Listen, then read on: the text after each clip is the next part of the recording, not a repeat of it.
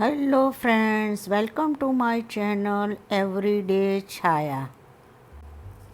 આજે આપણે બનાવીશું સરગવાની સિંગનું સૂપ, જેને મોરિંગો કે ડ્રમસ્ટિક પણ કહેવામાં આવે છે. આ સૂપ એકદમ હેલ્ધી હોય છે અને ખૂબ જ ઇઝીલી બની જાય છે અને ખૂબ જ ટેસ્ટી બને છે. તો ચાલો શરૂ કરીએ રેસીપી. આ માટે આપણે 3 થી 4 સિંગને ધોઈ અને લઈ લઈશું. હવે આપણે એને નાના નાના ટુકડામાં કટ કરી લઈશું. હવે આપણે એક પ્રેશર કુકર લઈ લઈશું. એમાં થોડું બટર એડ કરીશું અને એક નાનો આદુનો ટુકડો અને 5 થી 6 લસણની કળી એડ કરી. એક નાનો કાંદો અને એક નાનો ટામેટું આપણે એડ કરી અને જરા સાતળી લઈશું. હવે સરગવાની સિંગ એડ કરી અને પાણી એમાં થોડું એડ કરી દઈશું અને થોડું મીઠું એડ કરી અને કુકર બંધ કરી અને આપણે 3 થી 4 વિસલ આવવા દઈશું. હવે આપણે કુકરને ઠંડુ પડવા દઈશું.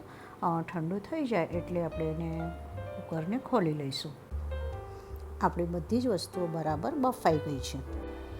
તો આપણે હવે હેન્ડ બ્લેન્ડરનો ઉપયોગ કરી અને એને બરાબર બ્લેન્ડ કરી લઈશું.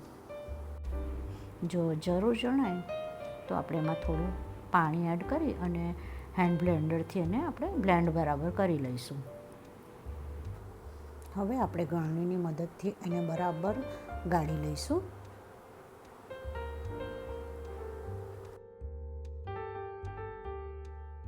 હવે આપણે એને ગેસ પર ઉકળવા દઈશું અને એમાં થોડો આપણે રોસ્ટેડ જીરા પાવડર, થોડો મરીનો પાવડર એડ કરી લઈશું.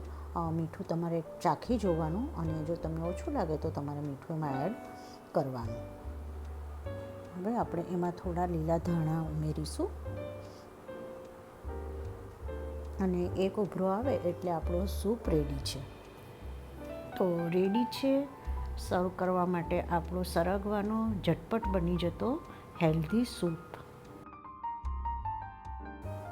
હવે આપણે સર્વ કરવા માટે એને એક બાઉલમાં કાઢી લઈશું અને ગરમ ગરમ પીવાની મજા આવશે અને એના પર આપણે થોડું લીંબુ એડ કરી લઈશું અને સર્વ કરશું. Thank you for watching my channel. અને જો તમને મારી રેસીપીઓ ગમતી હોય તો પ્લીઝ સબસ્ક્રાઈબ માય ચેનલ.